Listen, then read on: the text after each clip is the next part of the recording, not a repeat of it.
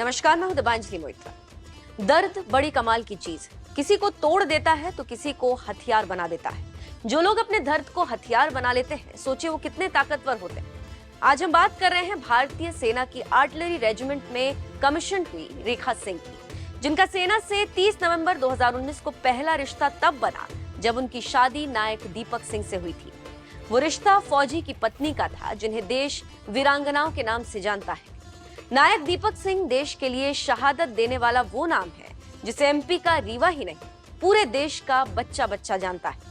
15 जून 2020 को operation snow leopard में गलवान घाटी में देश की सरहद की रक्षा में अपनी जान दे दी। उन्हें मरणोपरांत वीर चक्र से सम्मानित किया गया। रेखा पर यह दुखों का पहाड़ शादी के महज 8 महीनों बाद ही टूट पड़ा था, लेकिन वो हारी नहीं। रेखा सिंह खुद वीर चक्र लेने के लिए आई थी। तब किसी ने कहा सोचा होगा कि रेखा की आंखों में दुख नहीं, प्रतिशोध की आग है, और इसी आग को रेखा ने देश को समर्पित कर दिया।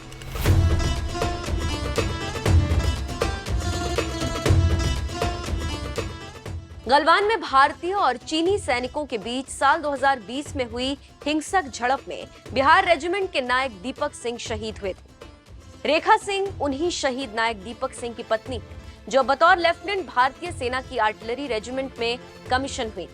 रेखा सिंह ने चेन्नई स्थित ऑफिसर्स ट्रेनिंग एकेडमी से 1 साल की ट्रेनिंग पूरी की, जिसके बाद उन्हें बतौर लेफ्टिनेंट सेना में शामिल किया गया। बता दें कि लेफ्टिनेंट रेखा सिंह के पति नायक दीपक सिंह बिहार रेजिमेंट की 16वीं बटालियन में तैनात थे और साल 2020 में पूर्वी लद्दाख के गलवान घाटी में चीनी सैनिकों के साथ हुई झड़प में वो शहीद हो गए। सबसे खास बात यह है कि जिस एलएसी में उनके पति शहीद हुए थे, उसी एलएसी पर भारतीय सेना की एस शेरनी ने अपनी पहली पोस्टिंग की। रेखा सिंह के मुताबिक वो एक्सपीरियंस करना चाहती थी जो उनके पति ने किया, इसीलिए उन्होंने सेना ज्वाइन किया।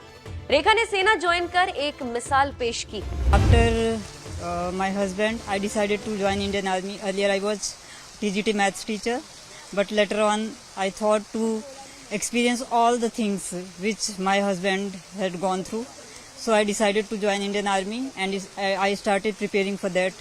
And today my training has completed and now I become lieutenant. And today is a very proudful moment for me and for my family. And for women cadets, I just want to say that believe in yourself and whatever you want to do, just do. Don't think what others are thinking, otherwise you won't be able to do anything. So believe in yourself and start doing. Take your first step, then only you will be able to achieve your goal. भारतीय सेना ने पहली बार 5 महिला अधिकारियों को अपनी artillery regiment यानी तोपखाना regiment में शामिल किया। महिला अधिकारियों ने चेन्नई में ऑफिसर्स ट्रेनिंग एकेडमी में 1 साल की ट्रेनिंग पूरी की, जिसके बाद उन्हें रेजिमेंट ऑफ आर्टिलरी में शामिल किया गया। रेखा सिंह के अलावा आर्टिलरी रेजिमेंट में शामिल होने वाली महिला अधिकारियों में लेफ्टिनेंट महक सैनी, लेफ्टिनेंट साक्षी दुबे, लेफ्टिनेंट अदिति यादव और लेफ्टिनेंट पवित्र मुदगिल शामिल। Definitely, it is a very good step taken by the government that they have allowed women cadets to join artillery.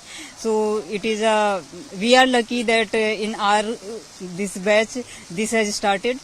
So it is a very good opportunity for lady officers, and definitely we are doing in every field very good. So definitely in this field also we will do good, and my course mates, they will perform very well and make their nation proud. इन 5 महिला अधिकारियों में से 3 को चीन की सीमा पर तैनात इकाइयों में तैनात किया गया और 2 को पाकिस्तान से लगती सीमा के पास तैनाती दी गई है। ये सारी पोस्टिंग चुनौतीपूर्ण कैटेगरी में आती है, जो बताता है कि अब इंडियन आर्मी में महिलाओं को और तरजीह दी जाएगी।